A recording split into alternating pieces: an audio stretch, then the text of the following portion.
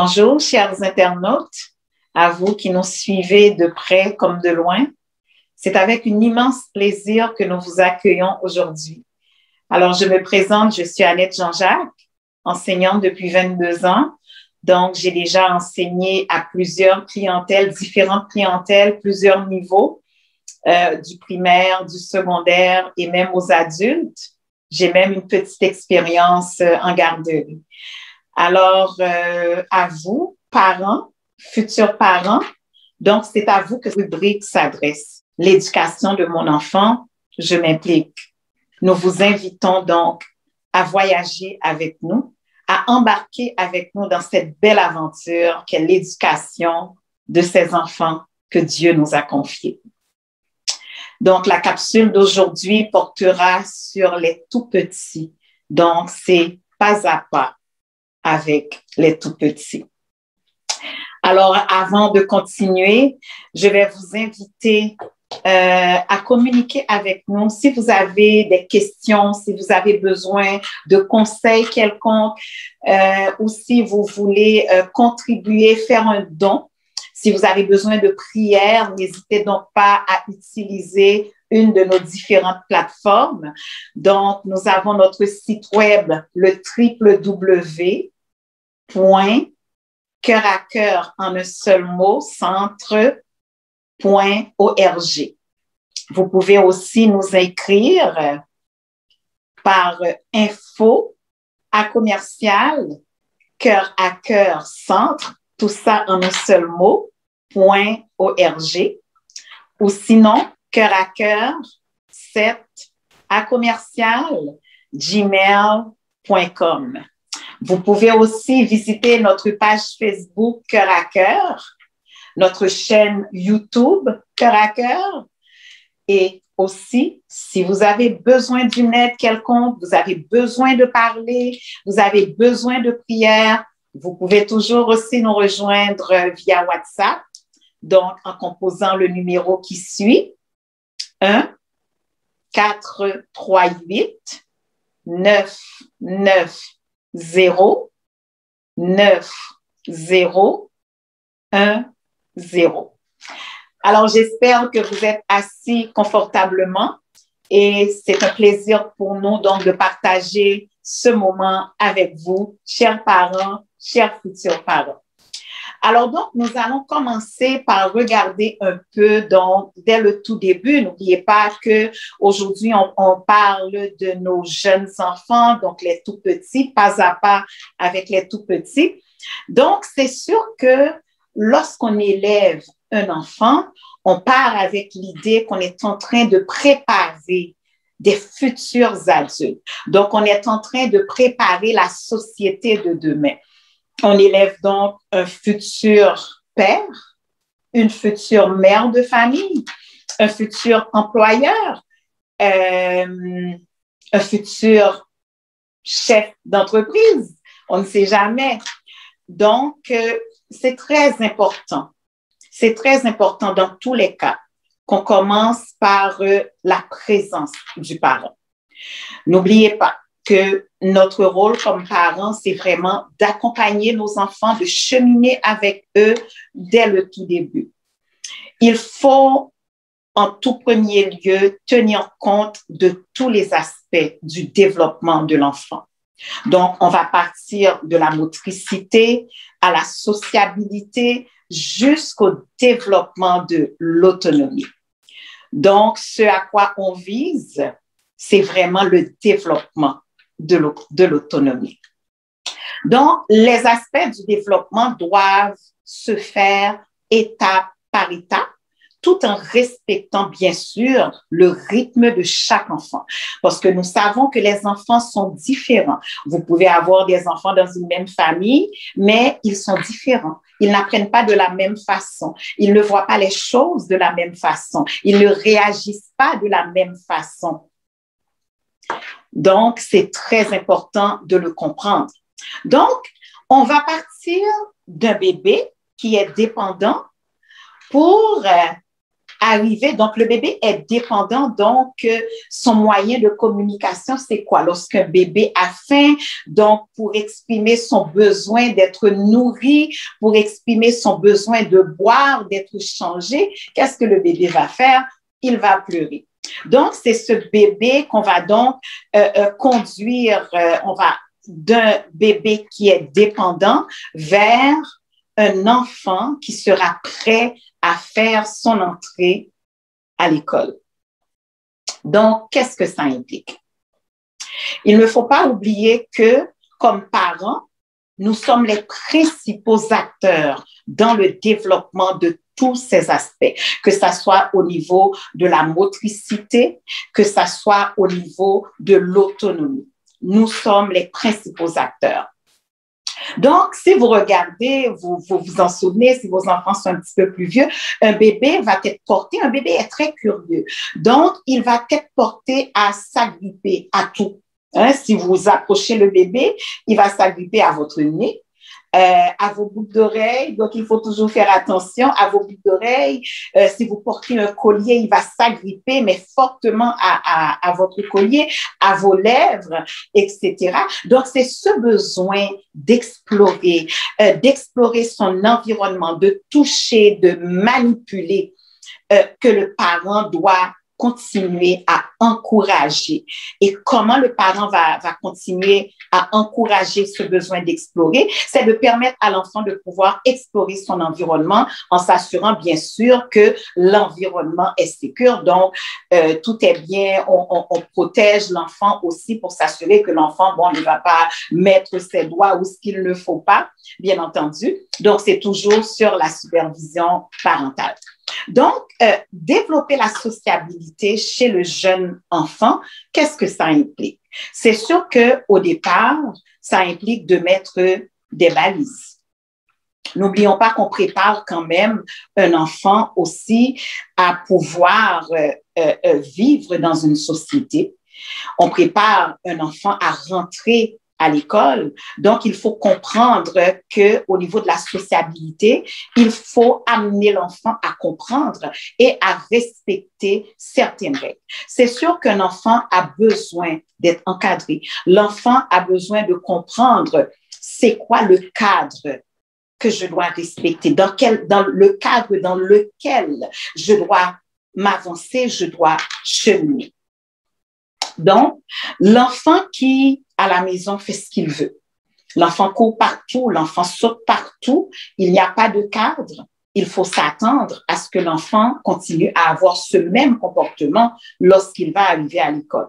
On a souvent tendance à dire, oui, mais c'est un enfant. Par contre, ce qui est très important, c'est que comme parent, il faut qu'il y ait une routine. Donc, l'enfant ne peut pas se lever et puis toute la journée, l'enfant est assis devant la télévision, on lui donne une tablette, on lui donne un téléphone parce qu'on a besoin d'avoir la paix et dans quelques années, on va dire, mais il est toujours sur son téléphone, mais il est toujours devant la télévision. Mais c'est vraiment la routine qu'on avait installée. Donc, un enfant a besoin de routine, d'une routine. Un enfant a besoin d'un cadre. Un enfant a besoin de règles à suivre pour pouvoir cheminer vers cette autonomie qui va lui permettre donc de pouvoir commencer l'école, de pouvoir rentrer à l'école. C'est important que les consignes, que les règles soient claires. C'est très important. Et lorsque l'enfant y déroge, lorsque l'enfant ne respecte pas ses consignes, il faut prendre le temps de s'asseoir avec lui pour lui expliquer, pour lui faire comprendre les conséquences des actions qu'il pose. Les enfants comprennent rapidement. Les enfants comprennent rapidement qui ils peuvent manipuler dans la famille.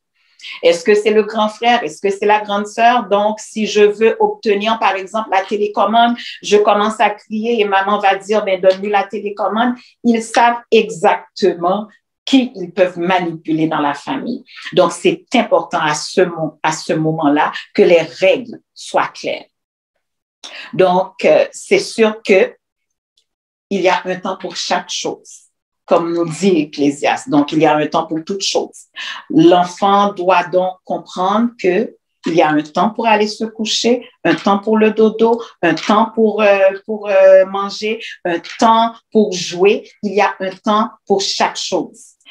On peut, dépendamment de l'enfant, on peut à ce moment-là établir une charte, par exemple. Donc, avec des dessins, des logos, l'enfant comprendra donc, bon, s'il y a un coucher du soleil, ça veut dire que c'est le temps d'aller au lit. Si vous, comme parents, n'établissez pas tout ceci, n'établissez pas ces règles-là, attendez-vous à ce que votre enfant va arriver à l'école et on va commencer à vous dire que votre enfant est turbulent, que votre enfant a un problème d'hyperactivité, qu'il fait ce qu'il veut, qu'il court, qu'il ne peut pas rester assis, qu'il bouge. Et c'est là que le diagnostic tombe. L'enfant a besoin dès le départ d'être encadré, que le parent puisse prendre le temps. On fait tout ça avec beaucoup d'amour. On explique à l'enfant, on parle à l'enfant dans des mots qu'il est capable de comprendre. L'enfant doit comprendre qu'il y a toujours des conséquences à chaque action qu'on pose dans la vie. Je le répète encore une fois, si l'enfant fait tout ce qu'il veut à la maison, c'est sûr qu'arrivé à l'école, il va faire tout ce qu'il veut. Évidemment, il faut comprendre que nos enfants ont besoin de bouger. L'enfant a besoin de s'exprimer. L'enfant a besoin de bouger. Donc, si on le garde, si l'enfant est à la maison 24 heures sur 24, c'est sûr que l'enfant va commencer à faire n'importe quoi. C'est sûr que l'enfant va nous envoyer un signal pour nous dire « Occupe-moi, sinon moi, je vais t'occuper. » Donc, un enfant qui bouge, il faut l'inscrire à un sport quelconque, amener-le au parc. Présentement, c'est peut-être la seule chose qu'on puisse faire, c'est de l'amener au parc. Permettez à l'enfant de pouvoir courir. On ne peut pas laisser l'enfant s'installer constamment devant la télévision, devant les jeux vidéo. C'est sûr que ça va avoir un impact très néfaste. Donc, encore une fois, très tôt, il faut établir une routine. Tout ça, c'est encore dans le but d'amener l'enfant à cette autonomie qui est vraiment nécessaire pour sa rentrée, pour qu'on puisse avoir une rentrée scolaire réussie. Donc, plus tôt que le parent va commencer à stimuler l'autonomie de l'enfant, plus tôt il va créer un environnement favorable à l'épanouissement des compétences qui sont nécessaires à la réussite scolaire. Donc, pour développer l'autonomie de son enfant, il faut commencer par lui donner certaines responsabilités, dépendamment de son âge. Donc, par exemple, un enfant de 2 ans peut commencer à aider à ramasser ses jouets. On peut lui remettre la couche à aller déposer à la poubelle. Un enfant de 3 ans peut commencer à ramasser ses jouets, par exemple. Un enfant de 5 à 6 ans peut brosser ses dents, peut aider à faire son lit. De 7 à 8 ans, il peut commencer à choisir ses vêtements, bien sûr, avec l'aide du parent. À partir de 9 ans, l'enfant serait donc en mesure de commencer à faire ses devoirs tout seul, à passer le balai, par exemple. Donc, lorsque graduellement, on commence à permettre à l'enfant d'exécuter certaines tâches, adaptées bien entendu, comme j'ai dit, à son âge et à sa capacité, on l'aide dans un premier temps à développer sa capacité à traiter l'information, donc sa mémoire de travail. Et c'est ce qui est nécessaire aux apprentissages. Donc, peu importe la tâche qu'on doit exécuter, on a besoin de notre mémoire de travail. Donc, c'est ce qui va permettre à l'enfant de se rappeler qu'il faut qu'il tienne son verre avec ses 2 mains, par exemple, pour boire, qu'il faut qu'il tienne la cuillère, par exemple, avec sa main pour pouvoir manger. C'est ce qui va aussi faire en sorte que le tout petit va tendre ses 2 bras pour qu'on puisse lui mettre son chandail. Donc, c'est important de travailler ce côté. Aussi, dans un deuxième temps, nos encouragements, nos interventions lors de l'exécution des tâches qu'on lui confie, c'est ce qui va apprendre à l'enfant à développer sa logique et à mieux se structurer. Et c'est ce qui va donc être nécessaire lorsque l'enfant aura commencé l'école, à pouvoir résoudre des problèmes, donc la résolution de problèmes, et aussi à pouvoir faire de l'inférence lorsqu'il lit un texte. Ça veut dire que l'enfant va pouvoir rendre explicite une information qui n'est pas écrite dans le texte. Finalement, lorsqu'on permet à l'enfant de faire des erreurs, ne pas utiliser les erreurs comme étant quelque chose de dramatique, de faire comprendre à l'enfant que c'est à travers les erreurs qu'on apprend, que c'est vraiment à travers ces erreurs qu'on peut arriver à développer d'autres stratégies. Donc, c'est très important d'utiliser les erreurs pour apprendre à l'enfant à ajuster ses stratégies. Donc, on ne peut pas empêcher à quelqu'un, peu importe nous comme parents, on en commet des erreurs. Donc, l'important, ce n'est pas de ne pas en commettre des erreurs. L'important, c'est de pouvoir se relever, de pouvoir se remettre sur ses deux pieds suite aux erreurs. Donc, si à chaque fois que l'enfant essaie de faire une tâche, il commet une erreur. Si l'enfant, par exemple, en essayant de verser le jus dans son verre, il renverse tout sur la table. Si on le gronde, si on le punit, c'est que cet enfant va se replier sur lui-même. Il va avoir peur d'essayer d'autres choses parce qu'il sait qu'il va être grondé. Il va comprendre qu'il n'est pas bon, qu'il n'est pas capable d'arriver à réussir quoi que ce soit. Donc, c'est le message qu'on lui envoie, le message que non, tu n'es pas bon, non, tu ne peux pas y arriver.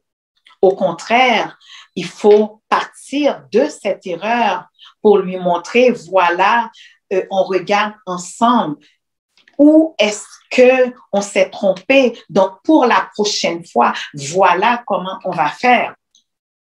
C'est sûr que l'enfant va être porté à se décourager. Donc, à ce moment-là, on pourrait lui dire, est-ce que tu te rappelles à tel moment, tu essayais de faire telle chose et tu t'étais trompé, mais on a recommencé et tu as pu quand même réussir. Donc, en faisant ça, on travaille la persévérance chez l'enfant parce que l'enfant doit comprendre que même si je rencontre des difficultés, je continue la tâche que j'ai commencée. Oui, je peux obtenir de l'aide de ma grande sœur, de mon grand frère, de ma mère, de mon père, mais l'objectif poursuivi doit être atteint, qui est de terminer la tâche que j'ai commencée. Donc, si à chaque fois que l'enfant commence quelque chose, il rencontre une première difficulté, il laisse tomber, c'est sûr que c'est un enfant qui ne sait pas c'est quoi persévérer. Donc, c'est un côté qu'il faut travailler chez l'enfant, c'est la persévérance. C'est quelque chose qui s'enseigne, bien entendu. Donc, pour développer cette autonomie, ça prend aussi beaucoup de patience. Parce que lorsqu'on voit que ça prend du temps, lorsqu'on voit que c'est long, on a tendance à le faire pour l'enfant pour que ça aille plus vite. Donc, c'est pour ça aussi qu'il faut bien gérer son temps. Donc, si on sait que ça va lui prendre 10 minutes, par exemple, pour mettre ses bottes, donc pourquoi ne pas se préparer plus tôt? Donc, pour nous laisser plus de temps pour permettre à l'enfant de pouvoir, par exemple, mettre ses bottes tout seul. Ça prend aussi d'être positif. Il faut encourager l'enfant à continuer, il faut le féliciter pour ses efforts, ses réussites. L'enfant a besoin vraiment de sentir que mon père, ma mère, c'est mes plus grands fans. Donc, c'est les gens qui m'encouragent le plus. C'est les gens qui sont toujours tout joyeux lorsque je réussis à accomplir une tâche. Donc, dédramatiser les erreurs. S'en servir pour amener l'enfant à aller plus loin, pour amener l'enfant à réussir. Donc, une bonne gestion du temps pour pouvoir lui permettre de prendre son temps pour ne pas bousculer l'enfant, le faire calmement avec lui, prendre le temps avec lui. Ce sont des clés. Ce sont des clés qui sont très importantes pour amener l'enfant à avoir confiance en lui, à développer une certaine autonomie. Donc, en résumé, prenez le temps d'observer votre enfant. Si vous avez des inquiétudes, une inquiétude quelconque, parlez-en à son pédiatre. Le fait d'observer votre enfant vous permet, par exemple, de voir si vous lui parlez, il ne se tourne pas, peut-être qu'il a une surdité. Le fait d'observer votre enfant vous permet de découvrir s'il y a une difficulté quelconque. Il ne faut pas attendre. Si vous avez n'importe quel soupçon, peu importe, allez chercher de l'aide. N'attendez pas trop longtemps. Plus tôt vous allez chercher de l'aide, mieux on pourra aider votre enfant. Les ressources sont disponibles dans les écoles, que ce soit dans les écoles, que ce soit dans les garderies, dans les CLSC. N'attendez pas.